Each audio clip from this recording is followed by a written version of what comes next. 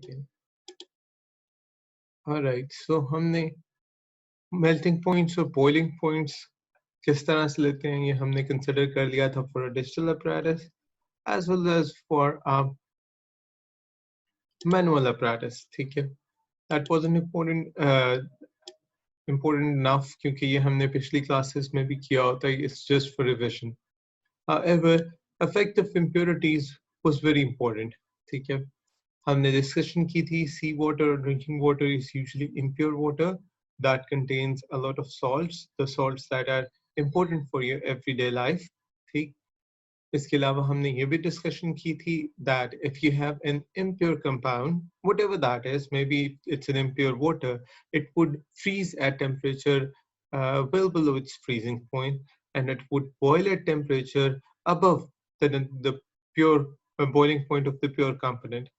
In this case, water has a freezing point of 0 degrees centigrade, but seawater freezes below 0 degrees centigrade, and pure water has a boiling point of 100 degrees centigrade. But in case of seawater, which is impure, it would boil above 100 degrees centigrade. So we said that there is a sharpness in melting point or boiling point for pure compounds, but that sharpness can be reduced by using an impurity. A presence of an impurity in a substance changes its temperatures in such a way that it lowers the melting point and it raises the boiling point. This pink portion is very important, and I told you last time that every pink portion in the book is going to be extremely important for you to memorize. All right. So simply adding an impurity to any substance will change its melting point value and its boiling point value. How would it change? The melting point would be lowered and the boiling point would be raised or increased. Right? This might not be the only thing that happens. There might be another thing that happens, and that would be the sharpness of melting or boiling point might get reduced. Instead of getting boiled or melted at a sharp point, temperature point, instead sometime that melts and boils over a range of temperature and not at a particular point. For example, for water, this value is 0, then this can be less than 0, anything. It can be -1, it can be -2, it can be -3. So that's a range of boiling, freezing points, right? When it comes to boiling point, the boiling point of pure water is 100 degrees centigrade, and not boiling over a particular point and boiling over a range of temperature means it may boil at 101 or 102 or 103 or 104 or anything in between. All right. So that means the presence of an impurity would affect the substance, and specifically the two temperature points, the melting point and the boiling point.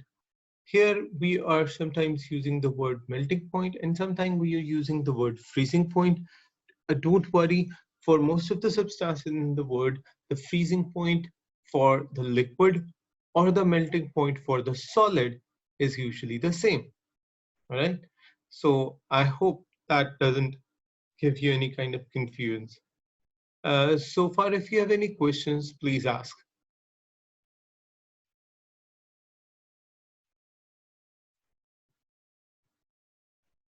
All right. This was only for the revision purposes. Let's start with today's work. Heating and cooling curves. Now, I hope that you understand the word curve. Just a second.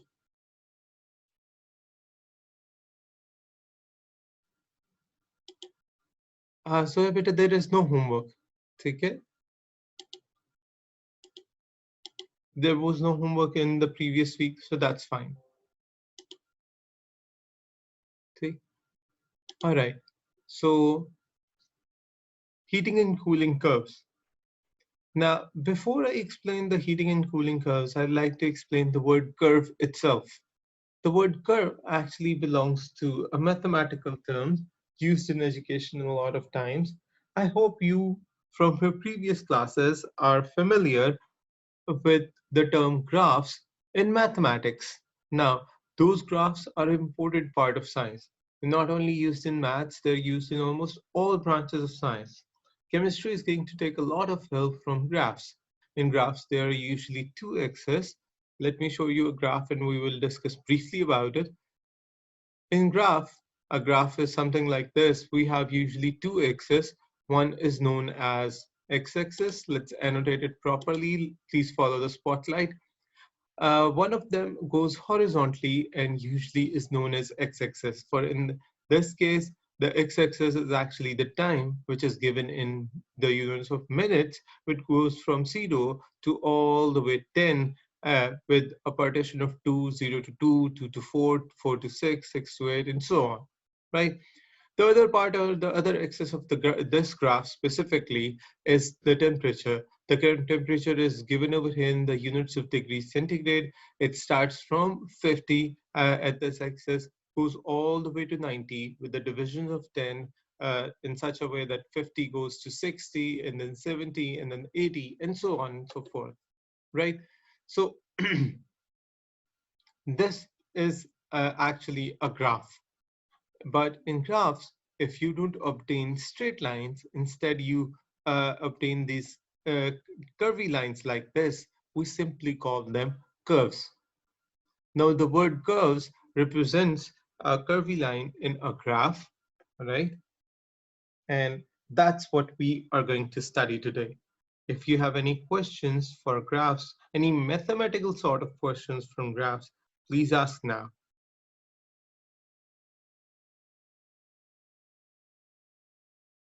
All right. So if you have no questions, let's start from the previous page, heating and cooling curves. Now, there are two kinds of graph which we are going to study in this portion. One of them is known as heating curve, the other one cooling curve. As the name suggests, in one of them will heat up the substance and in the other one will cool it down. Now, there are different effects when we heat up the substance.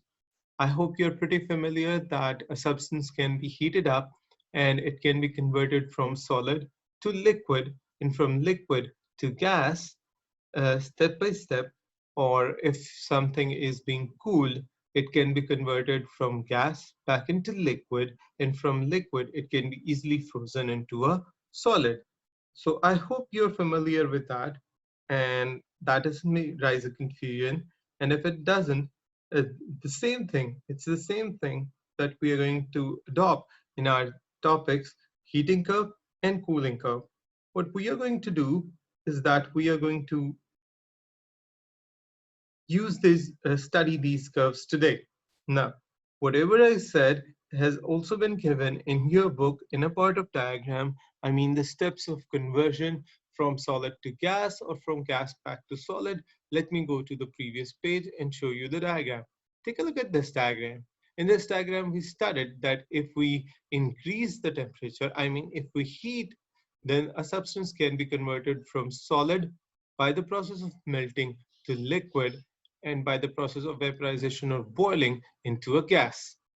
And if we decrease the temperature, the vice versa, the reverse process will happen. The gas would liquefy into a liquid and the liquid would freeze into a solid. This is something that we studied in the very starting pages of this chapter. So that's what we are going to do today in our topic of heating and cooling curves. If we go from solid to gas, that would be a heating curve.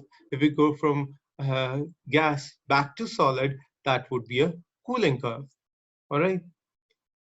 The melting point of a solid can be measured by using the apparatus given below. A powdered solid is put in a narrow melting tube so that it can be heated easily.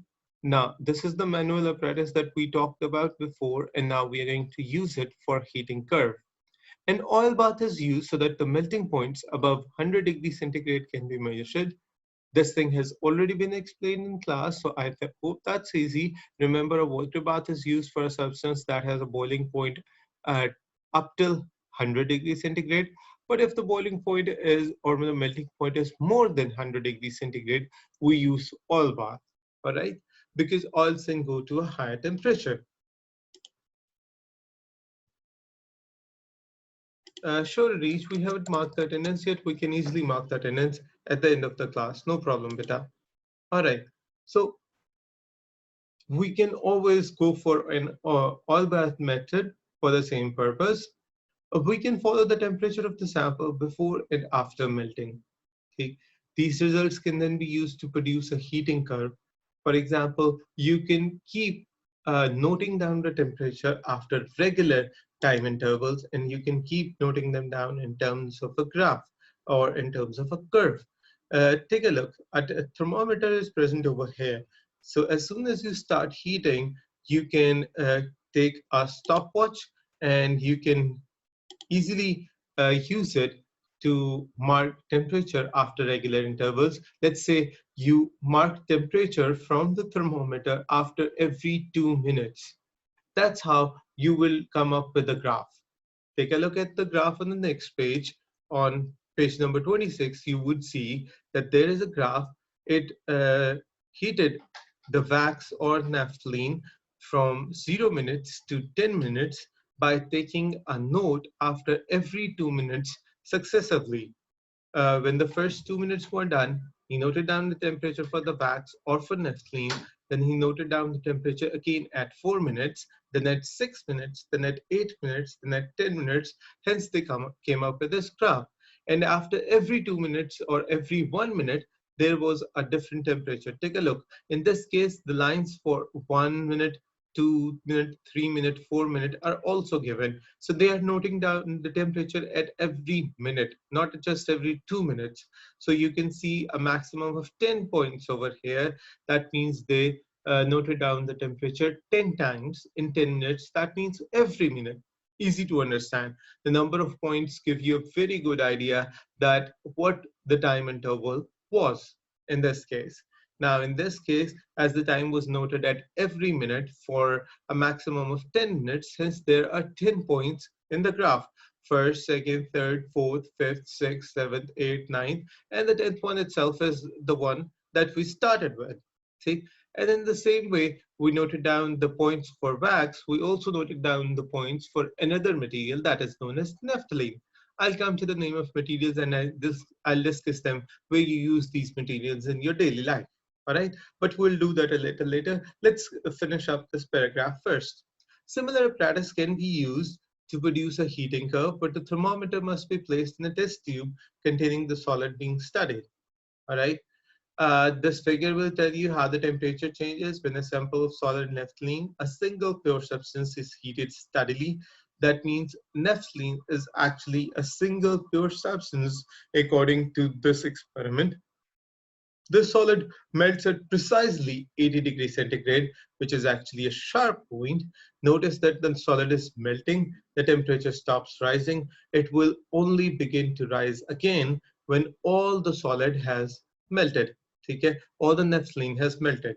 Generally, the heating curve for a pure solid stops rising at its melting point. Now that's a very important point, that when the melting point comes, the temperature stops rising. And this stays the same for a few minutes till all of the temperature, all of this heat has been used to melt down all of the solid, which means the temperature will start rising again once all the naphthalene has melted. बहुत important बात है, बहुत अच्छी बात है। आप ये अगर अपने घर में किसी और सॉलिड के साथ भी करेंगे ये एक्सपेरिमेंट, ठीक है, तो भी आपको अंदाजा होना चाहिए कि टेम्परेचर में चेंज नहीं आता जब तक कि आप वो पूरे का पूरा सॉलिड मेल्ट नहीं कर देते। वंस मेल्टिंग पॉइंट आ जाए और वो सॉलिड ऐसे ऐसे लिक्विड में कन्वर्ट होना शुरू हो जाए, तो जब तक पूरा सॉलिड लिक्विड में कन्वर्ट नहीं हो जाएगा, टेम्परेचर चेंज नहीं होगा। फॉर एग्जाम्पल, हम ये काम आसानी से बर्फ के साथ कर सकते हैं घर में, और जब आप आइस को यूज करेंगे, यू विल सी कि इसका 0 डिग्री सेंटीग्रेड के अराउंड टेम्परेचर होगा, थोड़ा सा कम थोड़ा सा ज्यादा हो सकता है, क्योंकि हमारे घरों में यूजुअली प्योर वाटर नहीं होता, तो चूंकि आइस भी प्योर नहीं होती है, जब प्योर नहीं होती तो हमारे पास एग्जैक्ट 0 डिग्री सेंटीग्रेड पे ये प्रोसेस भी नहीं होगा। जितने भी टेम्परेचर पर आपके पास ये प्रोसेस हो रहा हो, जब तक कि सारे की सारी आइस वाटर में कन्वर्ट नहीं हो जाएगी, टेम्परेचर इंक्रीज होना नहीं शुरू होगा और उसी मेल्टिंग पॉइंट पर ही रहेगा। ठीक, जब सारी आइस वाटर में कन्वर्ट हो जाएगी, तो फिर उसका टेम्परेचर इंक्रीज होना शुरू होगा 0 से, या जो भी वैल्यू आ रही थी, फॉर एग्जांपल 1 डिग्री होगा, फिर 2 होगा, फिर 3 होगा, so on and so fourth, उसका टेम्परेचर इंक्रीज होगा। यही बॉइलिंग के दौरान भी होता है, ठीक है। अगर आप इसी तरह का प्रैक्टिस यूज करते हैं बॉइलिंग पॉइंट के लिए भी, तो आप देखेंगे कि जैसे ही ये वाटर बॉईल होना शुरू होगा और इसमें विगरस बबल्स बनने शुरू होंगे और गैसेस फॉर्म में, स्टीम की फॉर्म में कन्वर्ट होना शुरू होगा, वाटर वेपर्स की फॉर्म में कन्वर्ट होना शुरू होगा, टेम्परेचर 100 के करीब जाकर स्टॉप हो जाएगा। जब तक ये सारे का सारा वाटर बॉईल होके आपकी आंखों के सामने से गायब नहीं हो जाएगा, ठीक है, डिसअपियर नहीं हो जाएगा वाटर वेपर्स बनकर, वो टेम्परेचर जो है वो उसी पॉइंट से 100 पे है, 101 पे है, 102 पे, वंस अगेन ये लिक्विड प्योर ना होने की वजह से इस तरह के टेम्परेचर शो हो रहे हैं, उससे चेंज नहीं होगा, ठीक है। और जब सारा वाटर बॉईल हो जाएगा, फिर टेम्परेचर हम इंक्रीज वंस अगेन कर सकते हैं। बहरहाल तब तो वाटर वेपर्स में कन्वर्ट होकर डिस्पर्स हो जाएगा, इधर उधर फैल जाएगा, लेकिन साइंटिस्ट इस एक्सपेरिमेंट को इस तरह भी करते हैं कि वाटर या वेपर्स को एक जगह पे गैदर कर लेते हैं, फिर उनका टेम्परेचर इंक्रीज करके देखते हैं, so they can keep continuing doing the experiments. However, it's difficult to do that at home, and I will not recommend doing that at home. ठीक, बिकॉज आपके पास सिंपल क्लासेस होते हैं, बिगर क्लासेस नहीं होते। बिगर classes थोड़ी सी हीट देने से break नहीं होता, घर के क्लास जो होंगे वो बहुत बुरी तरह से ब्रेक हो जाएंगे थोड़ी सी हीट देने पर। So I do not ask you to do any experiments at home, alright. Continuing with the next paragraph, it is possible to heat a liquid in the same apparatus until its boiling point is reached. As I told you, again the temperature stays the same until all the liquid has boiled. We have discussed this. The reverse processes can be shown if a sample of a gas is allowed to cool. This produces cooling curve, यानी heating curve और cooling curve एक दूसरे के exact opposite है। हम पहले भी ये बात डिस्कस कर चुके हैं। लेवल प्रोपोर्शंस कर्व के, जहाँ पे गैस कंडेंस होती है लिक्विड में, लिक्विड फ्रीज होता है, वो भी लिखे जा सकते हैं। लेवल प्रोपोर्शंस क्या होते हैं ये पॉइंट अभी नहीं समझ आएगा, पहले हम डिटेल अंडरस्टैंड करते हैं किसी हीटिंग कर्व की, और फिर इसी तरह से हम डिटेल से अंडरस्टैंड करेंगे कूलिंग कर्व की, ठीक है। The top diagram on this page is a heating curve, the bottom diagram on this page is a cooling curve. Let's start with the heating curve first, ठीक है। Okay, इस heating curve में आपको दो substances मिलते हैं। Here, naphthalene is shown as a pure substance. However, wax is a mixture of many substances, so it has been considered over here as an impure substance. All right. So take a look. Naphthalene का temperature increase करता है, फिर naphthalene melt होना शुरू हो जाती है। जब temperature melt होता है, जब substance melt होता है, तो temperature change नहीं होता। और ऐसी चीज जो होती है वो एक स्ट्रेट हॉरिजॉन्टल लाइन के ऊपर आती है, ठीक है, लाइन के तौर पे आती है कर्व में। कर्व्स ड्रॉ इसलिए की जाती है कि उसमें स्ट्रेट हॉरिजॉन्टल लाइंस जो होती हैं वो मेल्टिंग या बॉइलिंग को डिनोट करती हैं हीटिंग कर्व में, और इसी तरह से जब कूलिंग कर्व आएगी तो वो लिक्विफैक्शन या फ्रीजिंग वगैरह को डिनोट करेंगे, ठीक है, क्योंकि एक दूसरे से opposite of course different processes आएंगे। ये नेम्स हमने पीछे की डायग्राम में स्टडी कर ली, ठीक। आप गौर से देखिए नेफ्थलीन के केस में हमारे पास ये जो फोर्थ पॉइंट है, जो कि अप्रोक्सीमेटली हमारे पास 3 मिनट्स पे स्टार्ट हो रहा है, ये वाला पॉइंट आप देखिए, मैं इसे एक्सट्रापोलेट कर रहा हूँ। जिस पॉइंट को मैं स्पॉटलाइट से शो कर रहा हूँ, उस पॉइंट के लिए को मैं all the way to x axis लाकर 2 और 4 के एग्जैक्ट दरमियान में, यानी कि 3 मिनट से अप्रोक्सीमेटली ये मेल्ट होना शुरू होता है, और ये मेल्ट होता रहता है। इस दौरान टेम्परेचर चेंज नहीं होता, टेम्परेचर हॉरिजॉन्टल लाइन 80 पर ही है, और ये तकरीबन 1 2 3 4 5 6 7th पॉइंट तक जाता है ये, ठीक है।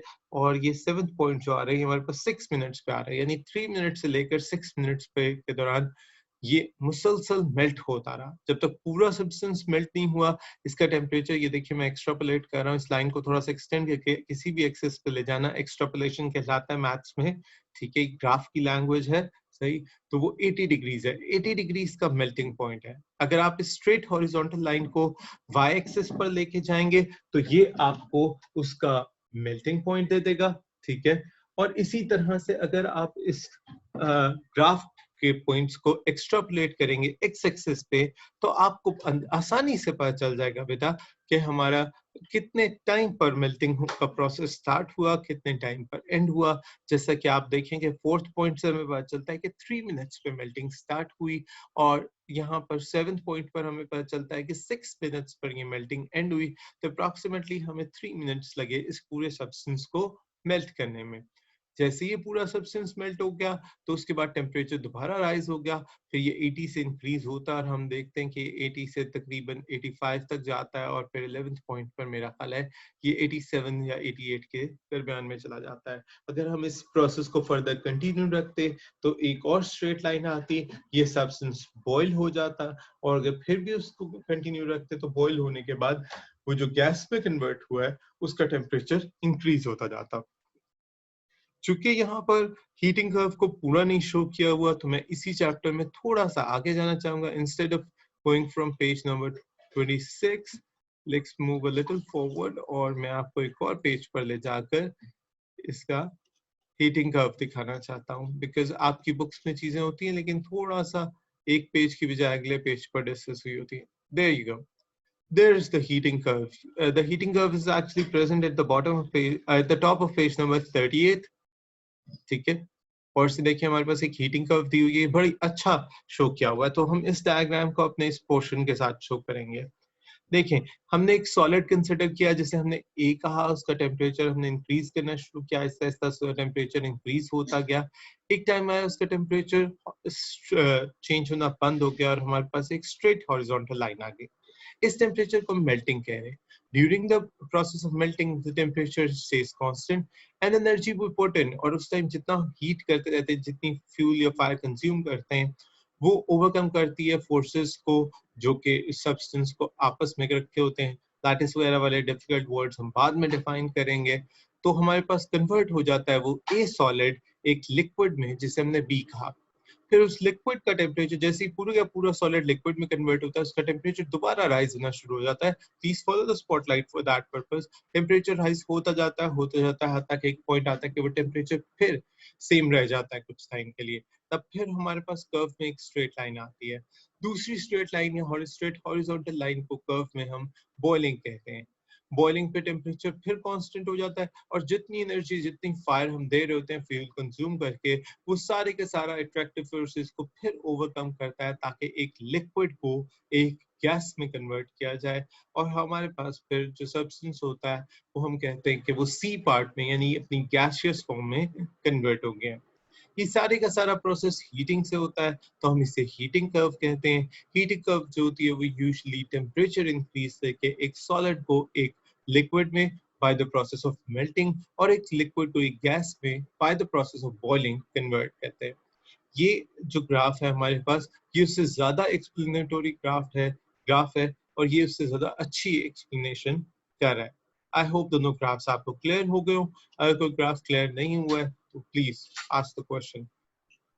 Do not hesitate to ask the question.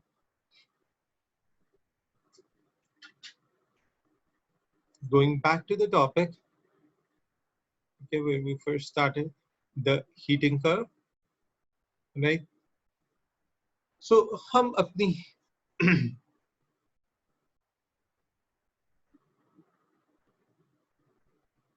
heating curve को discuss कर चुके हैं, ठीक है? But we've only discussed naphthalene so far. When we start discussing wax, you would see there is no straight horizontal line in wax. That's the difference between a pure substance and an impure substance. A pure substance has a straight horizontal line giving you sharp points. What's the melting point? In case of naphthalene, this straight horizontal line, gives us a sharp melting point, comes out to be 80 degrees centigrade. In case of wax, there is no straight horizontal line, so we do not come to know at which point it will melt. But you see that there is a increasing trend in graph, and then there is a curve, and then there is an increasing trend in graph again, which means that starting from this fifth point up till this ninth point, we'll have over a range of temperature on which the wax will melt. So the wax may melt from 68 degrees centigrade from fifth point all the way to ninth point at 72 degrees centigrade. So probably the wax melts. Probably. This is just a guess. As there are no sharp melting points, we cannot give ourselves a sharp value. You can only make guess, and my guess is probably it's melting in between 68 degrees centigrade to 72 degrees centigrade. So it may melt at any one of those points. Clear? That's the difference between a pure substance and an impure substance. An impure substance is usually a mixture of more than one substance, as we studied the definition before. So the impure substance has no sharp melting or boiling points. It may melt or boil over a range of temperatures. However, a pure substance has a sharp melting point or a sharp boiling point, which can be easily taken from the graph, or which we call heating curve over here. I hope that's clear. Any questions, class? No, sir. All right, if there are no questions, then going through the cooling curve would be easy. Take a look at this cooling curve at the bottom of page 26. It's very easy. Once again, we have the time at the x-axis and we have the temperature in degrees centigrade units on y-axis. We started off with a gas. We cooled the gas down at a low temperature. The gas started off with a higher temperature, the temperature probably higher than 78. At 78 degrees centigrade, it was a liquefaction point in which the gas liquefied into a liquid, but there is a straight line. The straight line means this much of time was taken for the process of liquefaction to be completed, and all of the gas was liquefied into a form of liquid. And then the temperature started dropping again. Take a look, the temperature is dropping, it's dropping, it's dropping. For some time, the temperature drops, but when it comes to exactly minus 15 degrees centigrade, which is our point of study over here, which is the freezing point of this liquid, the liquid then gets started freezing into a solid. And there is a straight horizontal line over there, which means it's the time taken for all of the liquid to be frozen into a solid, and then the temperature starts dropping again for the solid. Okay, so that means the gas condenses into a liquid at a specific point, 78 degrees centigrade, and the liquid freezes into a solid at a specific temperature, minus 15 degrees centigrade. This temperature is lower than zero, hence the words minus 15, hence the numbers. So I hope that's clear that the cooling curve is an exact opposite to a heating curve. Take a look, the heating curve started off from the bottom and went all the way to top by the form of curves and increasing lines. On the other hand, the cooling curve starts all the way from top and goes to bottom of the graph in the form of straight horizontal or decreasing lines. I hope the difference can be easily clear.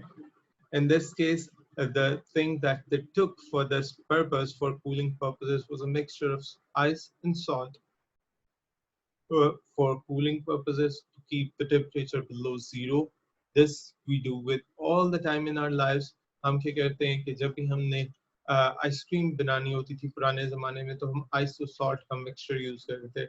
अब नया ज़माना आ गया, we have refrigerators and we have fridges and we have deep freezers for that purpose. So हम उसे उन rooms में उन portions में रख देते हैं, उन machines को use करते हैं, and we can simply convert our material into ice creams. ठीक है, इसी तरह से हमारे यहाँ एक कॉमन एक और अच्छी चीज मिल जाती है कुल्फी के नाम से. आपने देखा होगा कि उनके पास एक बड़ा सा कंटेनर होता है. If you ever get a chance, you would see that that container consists of a lot of ice and a lot of salt, a mixture of actually both, to reach a temperature lower than 0 degrees centigrade. ठीक?